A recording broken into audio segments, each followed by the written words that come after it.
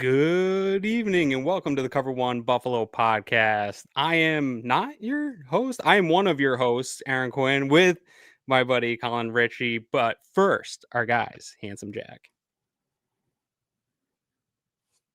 Wait, never mind. Oh, here we go. First, our guys at Handsome Jack. Broadcasting live to Bills Mafia worldwide with Greg Thompson and Aaron Quinn.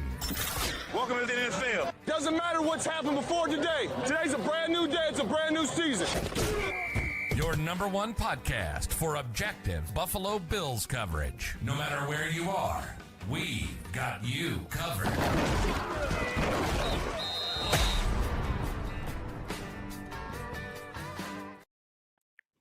Colin, good evening. Not off to a great start without Greg here, coming out of the bye week. We're not coming out hot. Couldn't even find the intro video. I don't know what I'm doing. How are you doing, Colin? I'm good. Yeah, not a good look. We had 2 weeks to prepare for this, and we're starting off flat. Not the opening drive game script we were looking for. It's been a terrible bye week for me. I know John was just talking about sick kids. I've been sick. I've had sick kids. I've had a chronic thumb injury that won't go away. So the bye week's been terrible. I'm not interested. I was not interested in watching the Bills or looking at the Bills. So it also felt like it went by really long bye week here. I know it hasn't actually been that long since the Bills played, but it feels like it's been a month. But anyways, without further ado, we do have a football game here again to talk about coming up out of the bye here after a lull, a horrible week of Bills talk. But we are going to have on our friend here, John Ellis of iHeartRadio, the Panther pregame host on 99.7 Fox. John, thank you for joining us on your anniversary night, sir. Appreciate you. Well, thank you for the kind wishes, guys. It's a pleasure. Last time I was on with you guys, it wasn't my anniversary. In fact, I was with your other host, talking about the fact that Matt Rule was continuing to lose games, and your friend was asking me, where do we go from here? And I'm like, I honestly don't know. It was me saying, I don't know what we're doing 5-6 times. I had no idea. This is a better place to be, guys. We're competitive. This is a good-looking matchup. I'm looking forward to it. And, of course, when it's Bills and Panthers, there's a pipeline to talk about, man. A lot of common thread. Yeah, sort of in that vein, though, like, like I said, I'm watching this Panthers game and getting ready for this. We talked about it a little bit offline. I was like, I know there's been a little bit of like kind of buzz around them, especially offensively the past couple of weeks and the run game and what they've been able to do. But actually, when I like peeled back and watched them, I was like, this is a better football team than I anticipated. What was the sort of vibe going into the season? Is this kind of a surprise to Panthers fans of like the higher end of how this could look? Or is this kind of how it was expected for you guys? Depends on who you ask. My personal opinion on this was it was a little more of what we saw early last year than we would have hoped in the first couple of weeks, where Bryce Young turning the ball over early against Jacksonville. That was a stagnant game. There was a lightning delay. The game ended at like 7 o'clock at night. It was miserable. Nobody likes being in Jacksonville week 1. It's an awkward matchup. But seriously, guys, I didn't expect several things. The run defense, and we'll get into all the matchups. That's been the big story for this team. I know Rico Dowdle, the Panthers running attack with Chuba Hubbard back in the mix, Bryce Young being hurt. There are a lot of storylines. This Carolina run defense was historically bad last season, guys. Historically bad. Among the worst in league history, the worst in franchise history. And for all the hype about, this Jairo Evero defense needs to be fixed, needs to be maybe moved out. This coordinator who I have truly respected for a long time and think he'll be a head coach one day.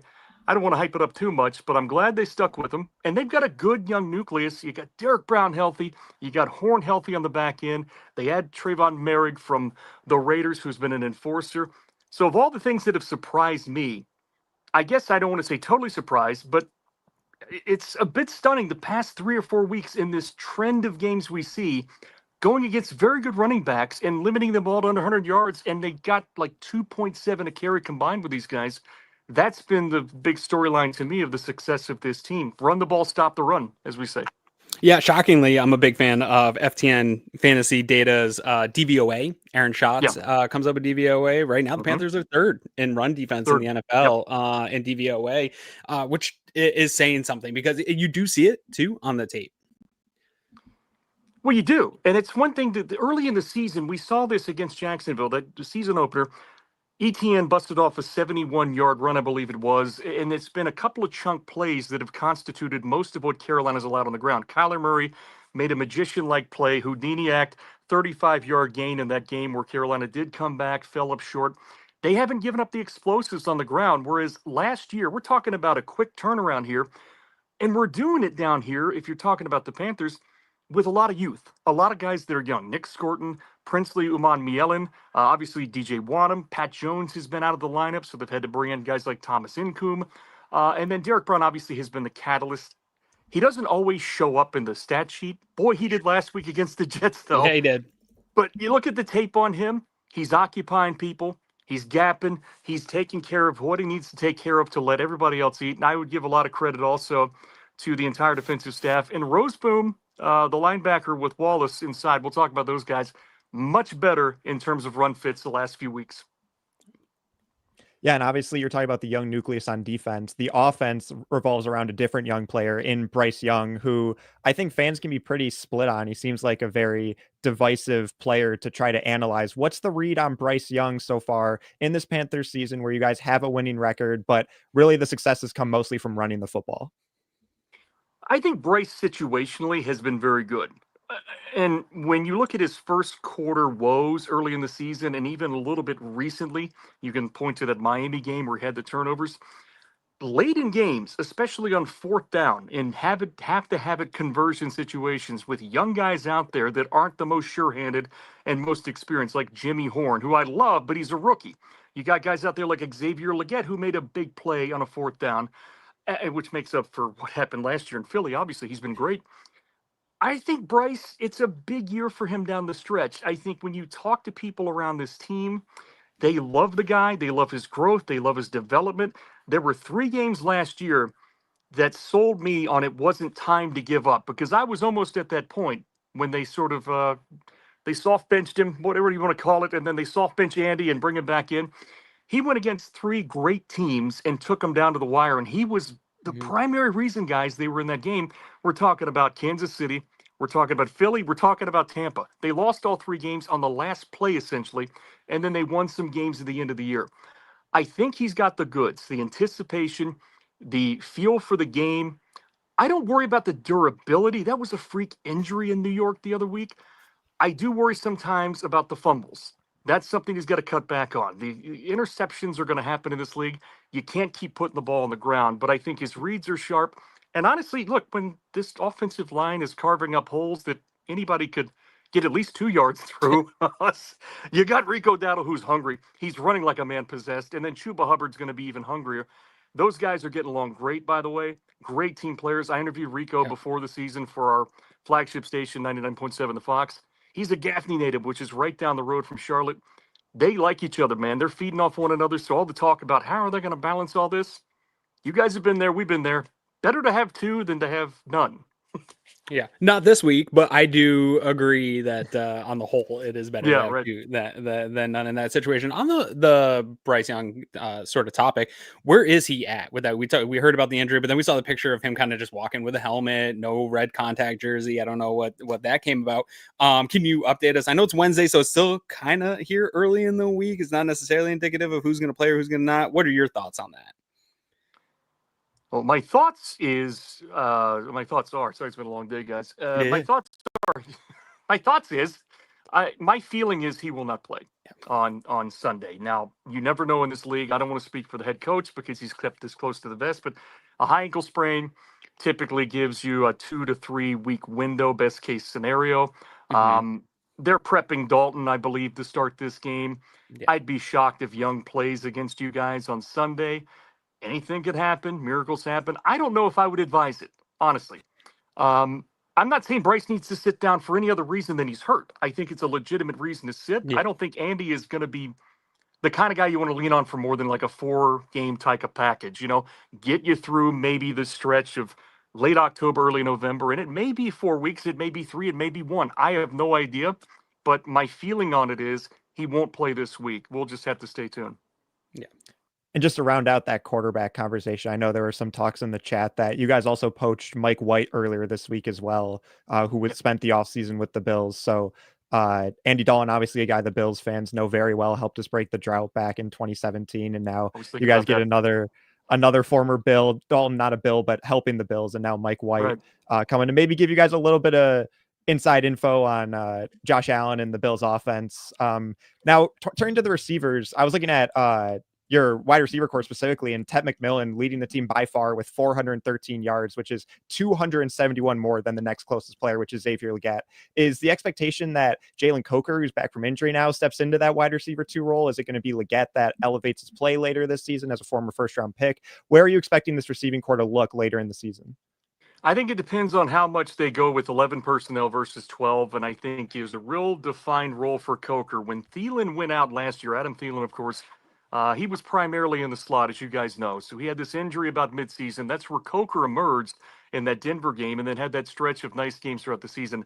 His slot percentage in terms of snap count was almost identical to that of Thielen. So my feeling is if you're an 11 personnel, Legette remains, at least for now, I would think, the Z receiver, the movement receiver. Ted is obviously your boundary X, but as I told people in the draft process, he can play every position. You can kick him inside the slot, power slot in the red zone. I'll say this about the numbers, and I don't want to overstate this, but that was a big moment for Xavier Legette last week. It's been an up and down season for him. He made a great touchdown catch to key that comeback against Miami. Then it got a little bit ugly the next game. He had some sort of iffy moments early in the season. Obviously, he got into the fight in the preseason.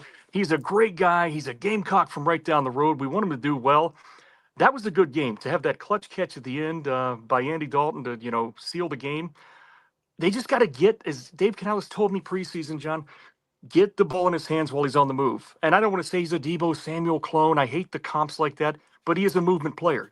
I would say Coker, he was quiet last week. First game in a long time he's played. Look out for him. Look out for Jimmy Horn, too. And that sort of chess game continues between Horn and Renfro, who's the best fit week to week. But I really think they like what they're seeing from Horn, and he can take the top off.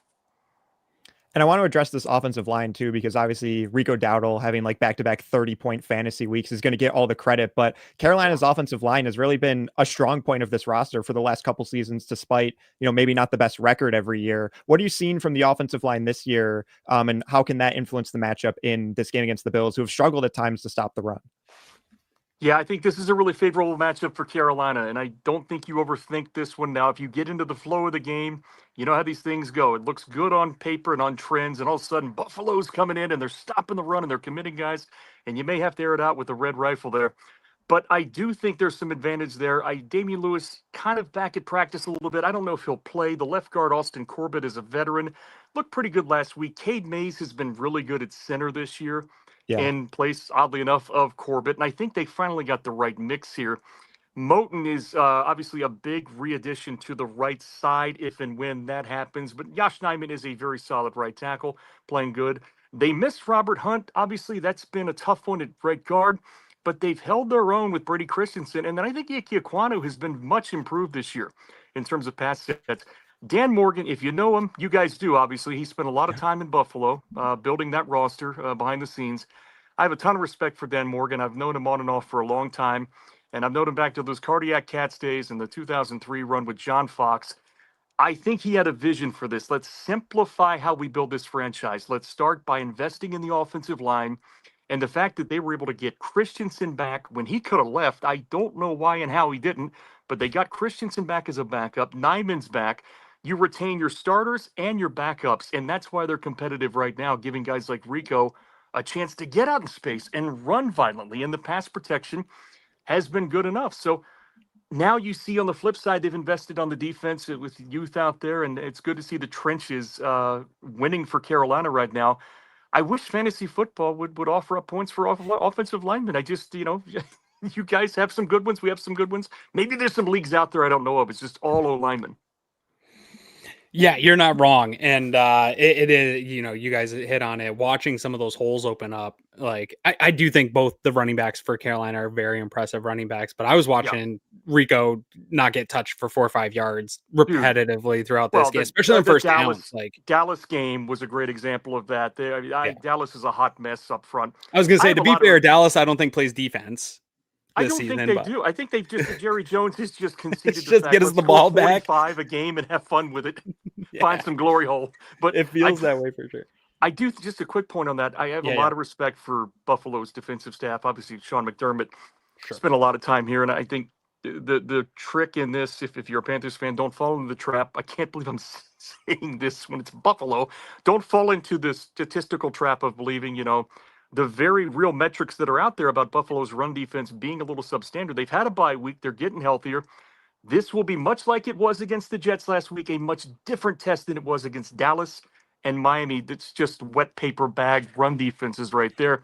But Rico, what he gives them is that element that you look for, like maybe just a bit of what Gibbs brings to the Detroit Lions in the passing game. So you saw him against Dallas catch that touchdown. I love the story, man. It's great. And I think they're all playing in harmony right now. But I would just caution Panthers fans. I've seen this before. Buffalo is going to key in on that. And I believe try to make the Red Rifle do his thing and beat them. I say this every week, John. I dig deep into data. I love data, and I'll see these trends and stuff, and everybody talks about this stuff. And it's like, I try to explain to fans also, like, do you got to assume that the staff themselves are also see these problems and they're working to correct them. And a lot of the times when you like really pound on that thing, it does come out that the NFL teams come out and they are better at it like the next couple of weeks, right after they start to work on it. So I don't think I think the Bills run defense has some maybe structural problems that I don't know if they're going to be able to get tackling. The tackling's been a little rough too at times. Shaq's played well though. Shaq Thompson. Shaq's played great. Yeah. He looks good out there, man. That's a good addition for you guys. It is. It stinks because Matt Milano is better, and when he's on the field, it is like a big difference. But and I think there has been a drop off for the defense with Milano, but I don't think Shaq's the drop off, if that makes sense. Like he's come in, he's played well, but I think Milano's presence on the defense is so big for the Bills. But let's keep it. You were talking about the trenches and winning in the trenches, and I love that because it's the oldest cliche in football, and it stands up every single time. That's how the Bills lost against Atlanta. They lost in the trenches, and I think that this game has that element baked into it here. You talked about the offensive line side of the ball. Let's flip it over to the defensive line side of the ball, because I do think that's the highlight. Outside of JC Horn is obviously the highlight, but I think the highlight of the unit on the defense right now is how that defensive front is coming together. Really the front seven, especially against the run. So go ahead and tell us about this front seven and how that's sort of coming together. Yeah, good keys, good discipline, good eye discipline, good assignment football. You can have great athletes out there. We've seen this with some teams. Like Dallas comes to mind at times when I watch them play defense. And I think of other teams right now around, like Pittsburgh. It's a good example. They are loaded. They're not playing as one. Carolina's not necessarily in the front seven chock full of all Pro Bowl perennial guys, with the exception of Derek Brown. But they're playing with tremendous discipline, tremendous assignment awareness, and they're not running out of their gaps. They're not running where they shouldn't be going, and they're finishing tackles. I think Trevon Merrick, and he's not in the front, but he pretty much is, because he's a box safety that plays in the nickel. He plays everywhere on the field. He's kind of like our version of a Derwin James or a peak Jamal Adams, if you will. He has been, and I looked forward to this signing all season. When I looked at this tape in Las Vegas, I said, this is the kind of guy we haven't had here in a long time if you're a Panthers fan. Saw him last week on a bit of a mug look, and Roseboom, I believe it was Wallace, not Roseboom, that slid back out there in coverage, and all of a sudden firing in because they slid protection right was Merrick, and he is a Tasmanian devil out there. He sets the tone. Derek Brown, obviously, with your hand in the dirt, he's the guy. I mean, you see all the breakdowns. I do film work, but not to the level like a Brian Baldinger. Every week, Baldy's out there, Derek Brown. He's awesome. And you see he's tossing people out of the club. Dude, go look at some Derek Brown clips. Google, or I should say, go on X and look this up. Derek Brown, Chris Lindstrom. There are 3 or 4 times where Derek Brown, literally a great guard in this league, just flings him to the ground. He's got country strength. I had Greg Cosell on my show when we drafted one of my absolute favorite content creators, Greg Cosell. Oh, Greg, if you're listening out there, he's the best, man. And he's just business. It's just film. It's business, but he's humble. Everything about him. I love his whole style. Yeah, go ahead. Yeah. Sorry. No. I think the word of Greg, man. I can't wait to see him again. But he said, Derek Brown, country strong, country strength. He's a guy that, he's not going to be like an Aaron Donald for you, but he will control the line of scrimmage, and he certainly has. And these young guys, look. Yeah, I was going to say that ages well, too, which is fun. That Yes, country strong? Yeah. Country strong, age as well. I think Nick Scorton's a guy to look out for. Like, I love Princely Amonmielen. He may miss this game. I don't know. He was a little bit dinged up in that last game. He's got tremendous energy too, the kid from Florida. But Mhm. Scorton has been a remarkable player to watch on tape. His motor is great. You can put him a lot of places there because he played with extra weight at A&M. Remember, his weight went up and down a little bit. He's got that ability to play at like 250, 260. He can play at 270 if you want him to. I, I'm not doing the Micah Parsons comp. I won't because he wears number 11. But in terms of where they can put him sometimes, there is a bit of that game to him. And his motor is so impressive. Just keep an eye on him. DJ Wanham, I don't know if he will be set. He was on the injury report today. They're thinned out a little bit at edge. Pat Jones is out for the season, but they are playing assignment football. And it's great to Mhm. see. And I think Ajiro Evero finally has the guys he needs. But as I tell people all the time, it's a week-to-week proposition. You can go 5 or 6 games looking like you're one of the better run defenses you've had in a while. If you give up 250 yards to Buffalo on Sunday and you get held to 50 yards, we're right back where we started. So I think they know that. They're aware of it. I think a lot of what they're doing good in terms of the run game is in the secondary too. Mhm. Guys, in terms of the force defense, have been very good, including Horn, Mike Jackson, Shaw Smith-Wade, and the safety Merrick, who I think the world of. Yeah, I mean, and let's flip it sort of before we get to the back end, because I want to highlight, I want you to have a chance to tell me how much you love JC Horn, because I had so much fun watching him this week. But So good. before we get into that, I kind of want to sandwich in here. What I like to do when we're talking about these sides of the ball is kind of put on a coordinator hat, and I'm going against you, and I'm looking at how I can attack this defense, right? And I do think that there is going to be an interesting game. We talked about the DVOA of them being third. Bills are second in rush offense. So I think there's like a Yeah. strength versus strength battle Yep. that is going to try to play itself out a little bit here. But I do see a bit of a weakness in this Carolina defense in the middle. Even though the linebackers have been very good in run defense, it does look like there's some susceptible ability in the middle of the field right here with this Carolina linebacking core, and even a little bit the safeties in pass coverage. Do you see that as sort of the area right now with this Carolina Panthers team to attack is in the middle of the field through the air? Well, I think you've got, one of the best quarterbacks in the game right now, Josh Allen, who can tear you up on any level of the field. And I think do you guys, would you agree it feels like a mini slump that the Bills have been perceived to be in the national media?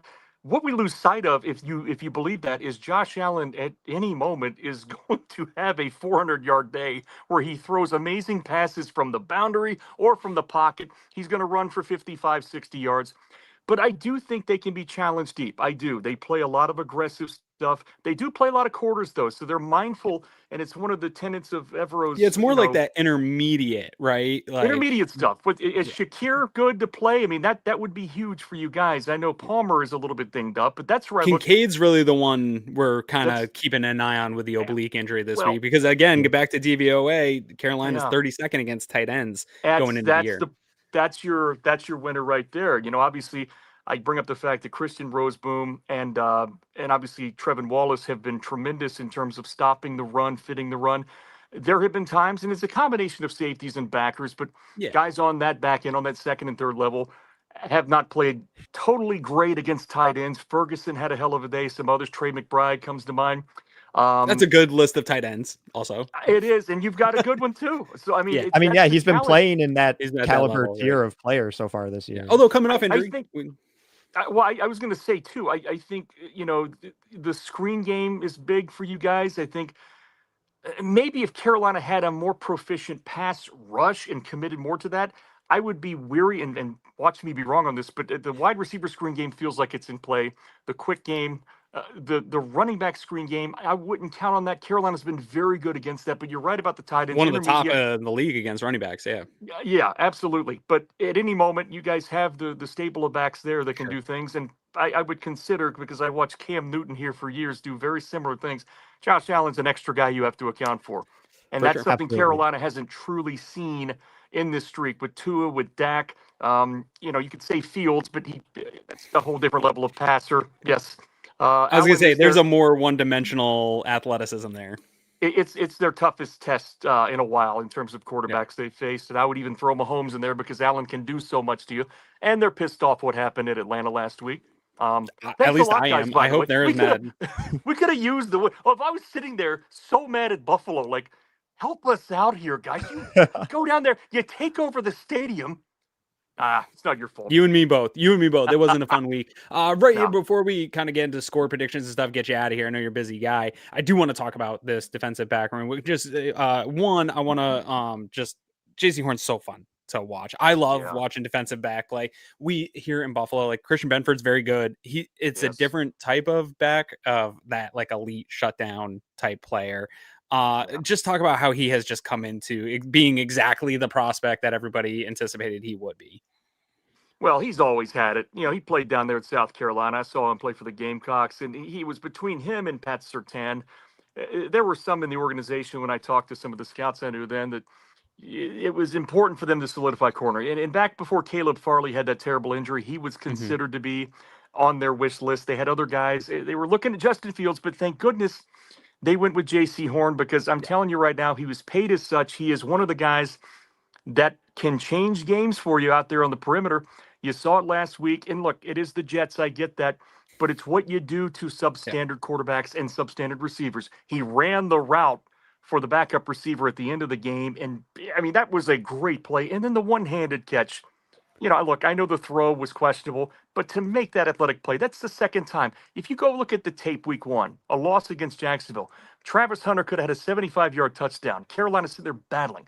Horn goes up, trail technique, grabs it with one hand, ends the drive, shuts down what could have been a 75-yard touchdown. It's the kind of impact his plays make that really stand out. And all it required was just some good luck and some good health. That's a guy that has always dealt with, 8 games, 9 games, 10 games missed. And I kept saying there were 2 guys on this team. If you get to around midseason and they're still healthy, they could have a winning record. It's Derek Brown, J.C. Horn. He's outstanding. I think he's a top 5 corner in this league. For me, he almost eliminates a half of the field. Like I don't want the first read to be near him. Like if you have to throw to him, he went to Evero at the end of the Dallas game when Pickens was having his way with Mike Jackson. A lot of this was zone and match coverage. So it's not necessarily one guy's fault. Pickens is just a demon this year. But Horn finally went up to the coach and said, "Put me on him. Let me shadow." Carolina doesn't do that. They do play zone concepts and they have sides of the field, but his side, it's hard to get anything going, and he's so good in zone, man. He's good in man, but he's so heady. There's a play from Seattle back in 2022 where he comes off the route, jumps Geno Smith's throw underneath. It changes the whole complexion of a game Carolina needed to win, and I believe that was his second year, his first real healthy year. So, throw at him with a lot of caution. Well, and sort of in that vein, you mentioned Mike Jackson here. We had this when Trey White was at his all-pro level. The guy that plays next to a guy like that, or on the opposite side of the field, a guy like that has a hard day almost every Sunday because the ball has to go somewhere. Well, right? They have their hands full. They have their hands full. How is he handling it? Because I do think that's another area to attack, but not because he's actually a good player, but it is hard to be that guy that's dealing with a high level of targets. Yeah, look, I think he's a very good player. I think they got a bargain when they acquired Jackson in a trade where they ended up trading, I believe it was Michael Barrett, a linebacker that they were never really going to keep. All due respect to Barrett, he's a fine player. But that, to me, was one of Dan Morgan's savvier moves. It's hard to find steady corner play opposite another great corner. You don't see a lot of teams out there with 2 studs like Horn. And it's hard in this league to find that. I've seen Carolina go through some seasons where they had nothing on the perimeter and it was just toast city. So, he plays the run well at times. I think he had some tape last year. You go look at the Cardinals game where they won in overtime. He completely manhandled Marvin Harrison Jr. There are games where he will match up on somebody that's physical, big, and tough, and he can do his job. Now, is it somebody you fear? No, but he can make his share of plays. And Shaw Smith-Way, too. He's played well at nickel. And Merrick as well, when it's sort of a heavier package, 12 personnel situation, they'll drop him down to nickel. They do a lot of different things. Corey Thornton as well has had a nice little run this season too. But Horn is the guy, and you're very lucky to have a guy like that if you're Carolina. Just stay healthy, please. You are, but it definitely makes Jackson's job a tougher job. So kudos to him for bearing the weight of being the corner. It's a lot of work out there. A lot of you're getting a lot of looks. All right, John, we got to do it. We put everybody on the spot. Give us your take on what we want to score prediction, kind of how you see this game going. I've been waiting all week to think about this. All right. So score prediction. You know what? I think it's at home. What was it? A 7.5 spread now? Is it still 7.5? Or look, Is I it? don't really gamble. It was at I'm one not a point. I gambler, could yeah. give a crap. That's not my bag. Straight up, let's give it to the home team. Let's go Carolina 24, Buffalo 22. Let's say there's going to be a couple wild plays in this game in terms of takeaways. Yep. I think Carolina will command the ground game despite some of the bye week get well from Buffalo here in terms of injuries. I really do believe this in my heart that Carolina, a statement win at home. They have advantages in the trenches there. It is Josh Allen. I don't know if they can hold him to less than 3 touchdowns, but I'll give him maybe 3 tutties in this game.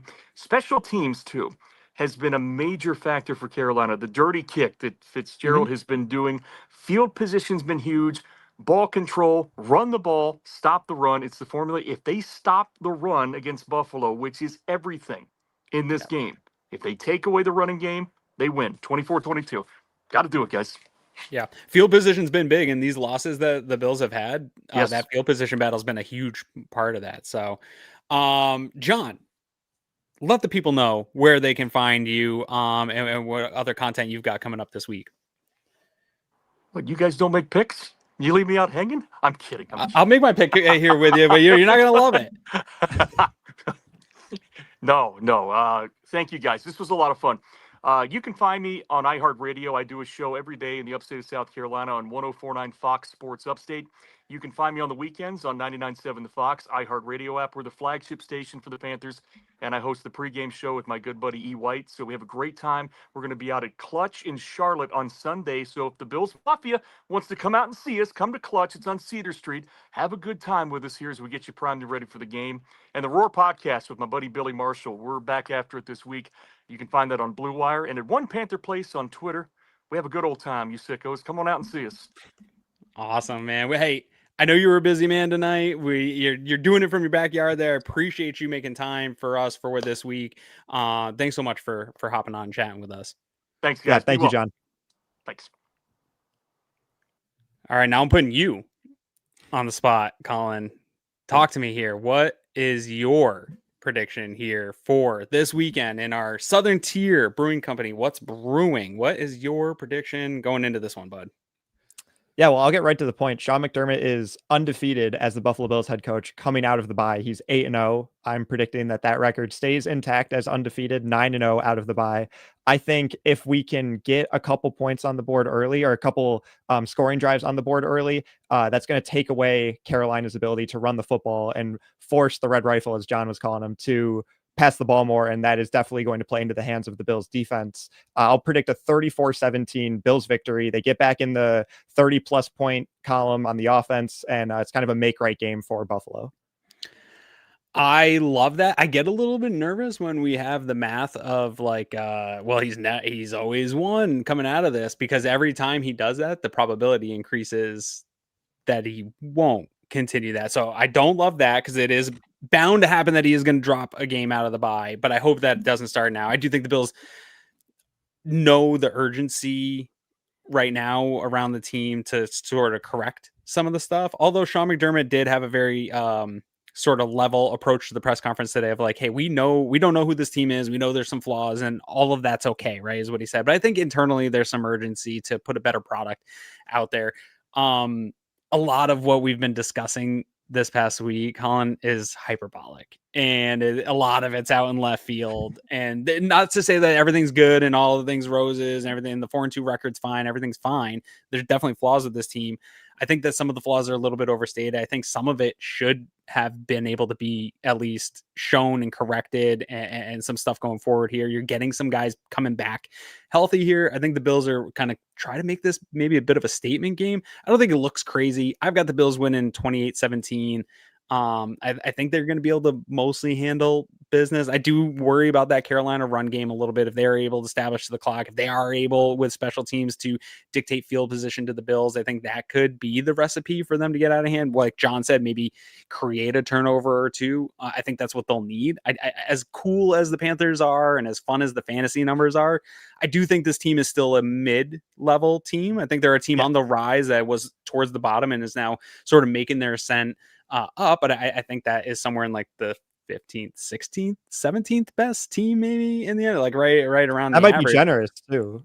That might be generous Yeah. for sure. They really the schedule they've played is a little bit wonky here as well. You talked about, right? Like beating some of the teams that they've beat here. They're not going through murderer's row of teams. So I think that, the mix of them coming off some fun games and like high level play, obviously in the fantasy world, mixed with the Bills kind of hitting a skid and it's not super sexy and fun in the fantasy world. And I think that does drive a lot of the conversation about teams and stuff in the media.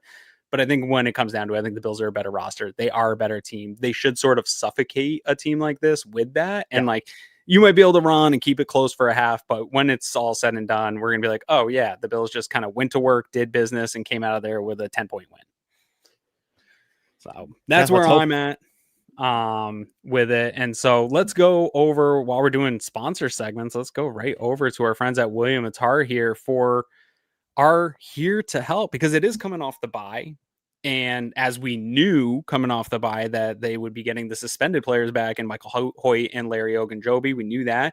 We sort of assumed that the Maxwell Harrison window would also open up around this time, but there was no certainty that that was definitely going to be the case. Obviously, Sean McDermott sort of was pumping brakes on, he's being very careful with not allowing, at least, from the team, the expectations to get too high for Harrison, obviously coming back. But Harrison came back and the videos looked good. He looks like a smooth, that was all the, the talk here on X and Twitter and all that today.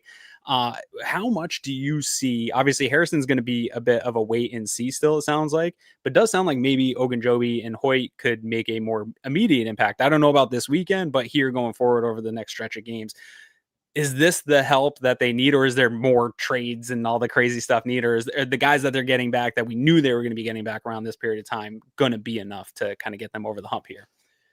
Yeah, well, whether or not you agree with this approach, I think this is going to be what Brandon Beane views as the help that Buffalo needs to try and correct their defense. I wouldn't be shocked if Maxwell Harrison is inactive or doesn't play very much, if at all, against Carolina, just because he is a rookie who didn't even complete his first training camp. This is his first time practicing. So even though he looks good in the videos, listed as limited today. Right. He's not even like officially on the roster yet. Correct. He's just on the practice window. So that doesn't guarantee that he's in the starting lineup on Sunday against Carolina. He'll be added to the roster within the next 21 days. And then we'll go from there with him probably rotating. I know Greg is assuming I'm with Greg on this around Miami, that week 10 game, probably somewhere around there. Yeah. Maybe we see a little bit against Kansas City, or we just start to sprinkle in a drive or two here and there and ramp up as the Bills team and doctors see fit. But in terms of the defensive line with Hoyt and Ogunjobi, I think Ogunjobi is maybe going to be the most impactful right away, just because we won't have to rely on a Jordan Phillips or a Zion Logue coming up from the practice squad to fill in one of those defensive tackle spots. Ogunjobi, and you don't want to use that Logue. Logue's only got one left, right? Before you have. No, I think he got all three. I think Logue's done. He get all three? Okay, I thought he had one left. So yeah, you don't want to use that. Yeah.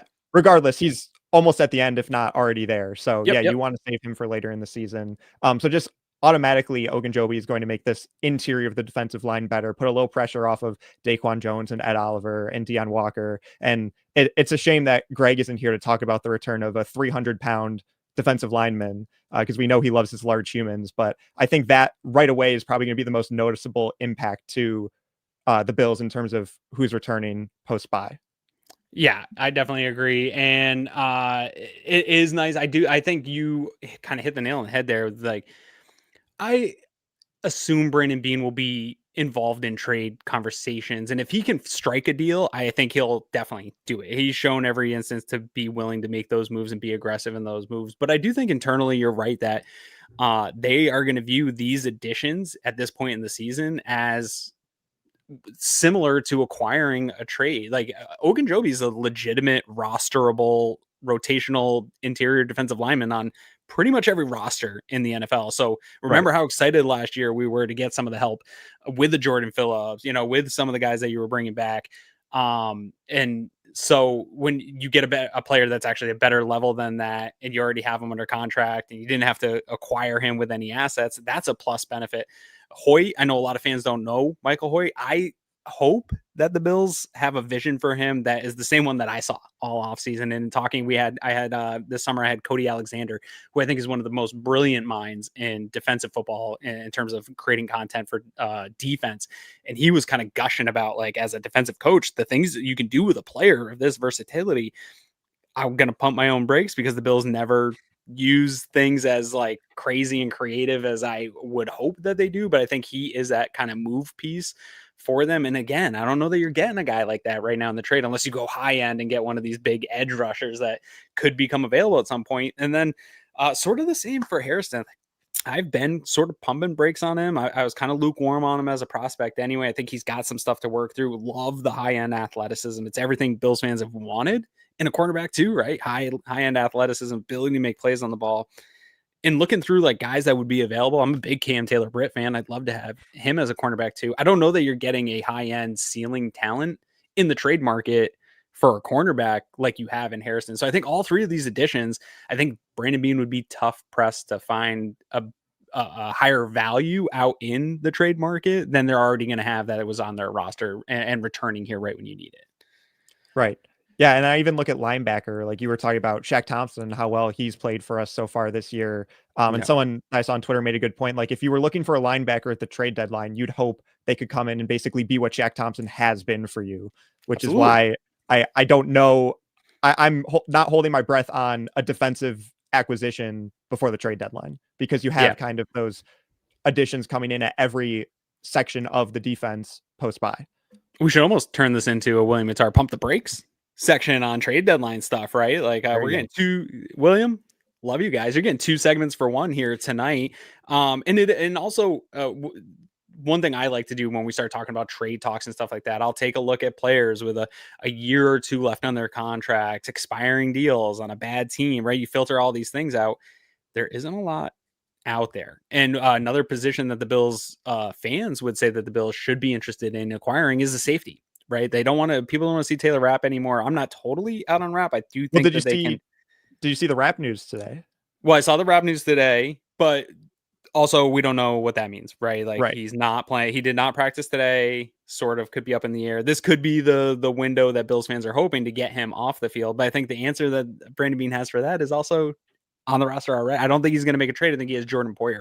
I think they brought him in for maybe this, where if he had to patchwork something together while a guy like Hancock develops or whatever other plans they have, and Bills fans will come into my mentions, Colin, they'll be like, no, you got to go get a Justin Simmons.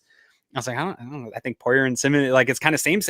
Right? Like, I mean, there's a reason Justin Simmons is still a free agent. Correct. Yeah. Or Gardner Johnson. It's like, yeah, I mean, if we were the Eagles, he plays well for them, but I don't know. He hasn't really played well anywhere else. I think that answer is also on your roster. And I don't know that you're getting much better out in the open market. Again, unless Jeremy Chin shakes loose, perhaps. But I think that most of the answers are in the building, or at least Brandon Beane and the front office believe the answers are in the building.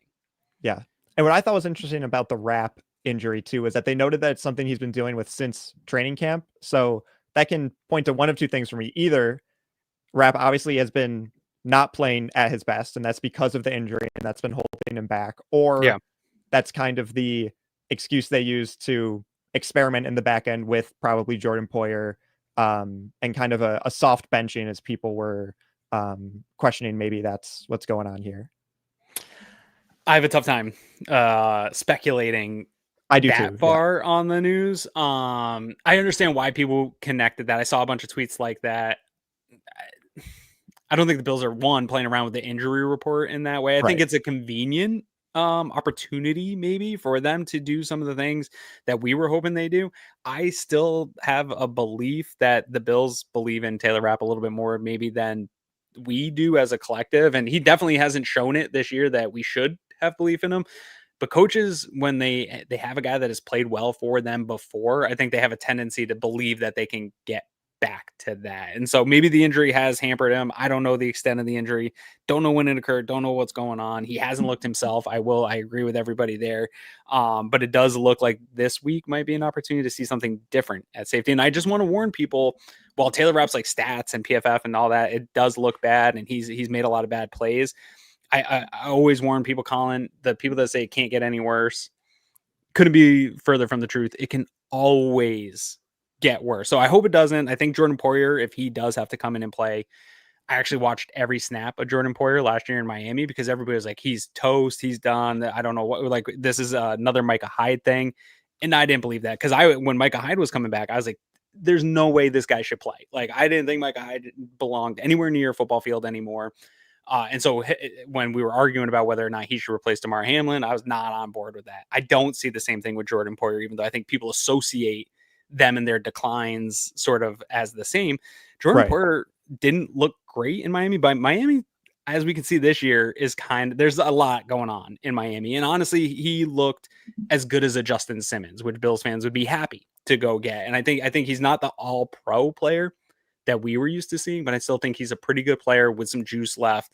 And he knows this system. This is a better fit for him than the Miami system. So I think he can play within it. I think there'll still be you'll see Jordan Poyer slowly chasing somebody on a play that he got beat on. But I think a lot of times he'll be in position and just he's not going to make the plays he used to, but he's not going to give up a lot. And I think that he'll be at least able to patchwork this together here. So shout out to our folks at William Mattar. We love you guys. And so you got 2 segments out of us today. Colin, real quick here, I gotta pull up the technology. Whoops, I didn't mean to do that. I gotta pull up some technology here because I do have to share. Our good friends, used to be a sponsor, are going to be down. Can you see that? No. There we go. Queen City Throwdown. They are heading down right now. He was texting me that he's driving down this weekend, and they're going to do Friday, Saturday, and Sunday get-togethers. Friday at the Horseshoe. I don't know where any of these places are. I've only been to Charlotte once. Beautiful city. So if you're heading down there, go check out Left Turn.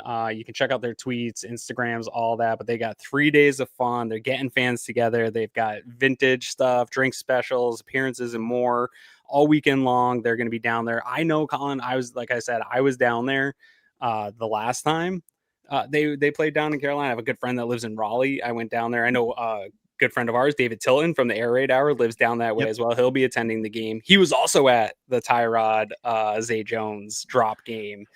I went down there. One, the stadium's awesome. It was like everything about it. It's a hot place. Unlike Buffalo, you can bring in water. You can bring in 2 giant jugs of water, and they have refill stations.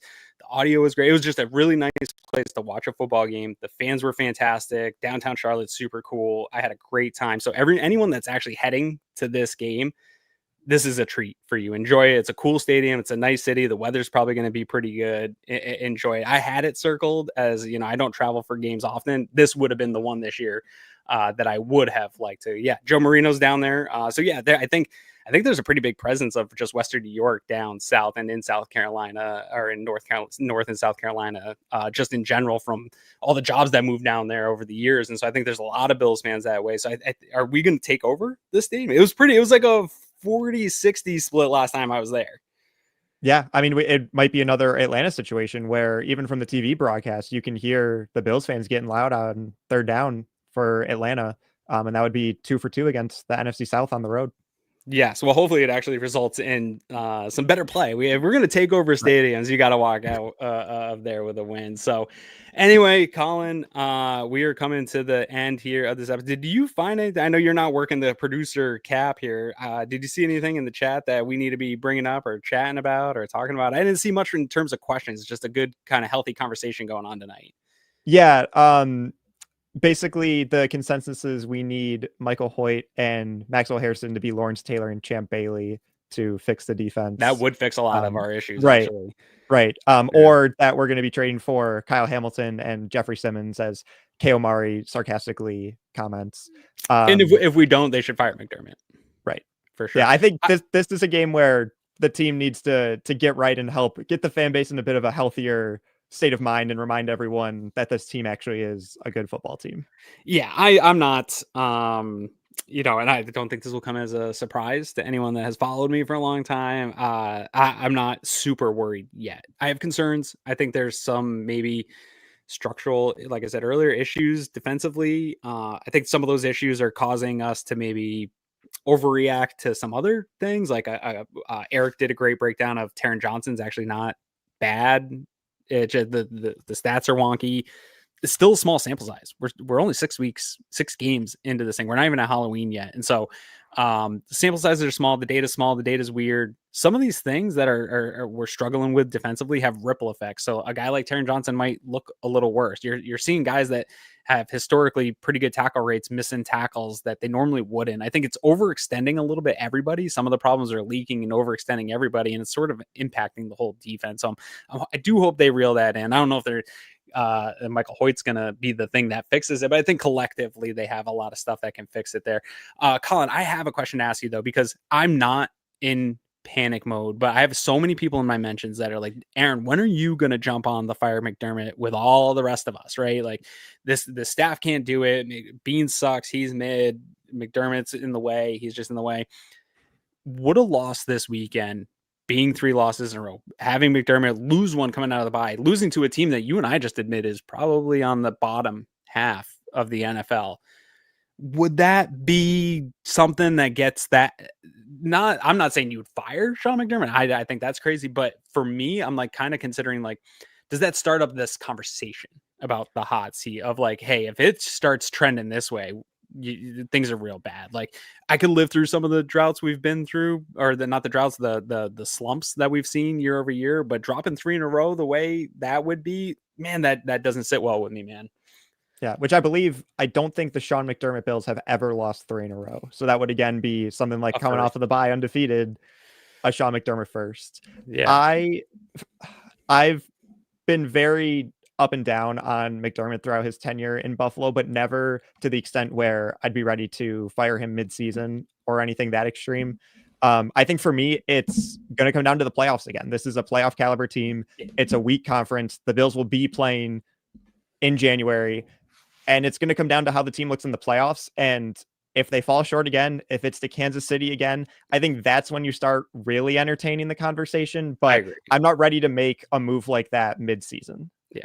Or if you miss the playoffs with a healthy Josh Allen. That's something I've always said. Like, if the wheels fall off this thing, then yes. Or the only other thing with you miss the playoffs with a Josh Allen, or Josh Allen himself goes to Terry and is like, we got to do something different. Those are the things that will get me there. But yeah, a loss to Carolina would be not great. It might be good we'd get a lot of views. You guys would definitely come hate watch our post-game show, and that would be good. But no, I want nothing to do with the world that exists after dropping a third one here and after a bye week. Want nothing to do with that. So I'm hoping the Bills have returned to work here this week and they are putting in what they need to handle some business and get us back on the right track, because it was a fun first 4 weeks and it has unfortunately been interrupted here. I want to get back to having good time here as we get ramped up into holiday season coming up here. Colin. Please. Anyways, guys, I appreciate everyone that came out chatting in the chat. John, for taking time on his anniversary here to come chat ball with us. Colin, you coming out of the producer booth to co-host here with me tonight. And I know Greg would love to be here. Greg, if you're watching, I know you're working hard, working your butt off, traveling all over. Appreciate you, dude. On behalf of all the wonderful people at Cover One, producer Colin, Greg Thompson, myself, Aaron Quinn. This has been the Cover One Buffalo podcast, sponsored by William Mattar and Southern Tier Brewing Company, and we are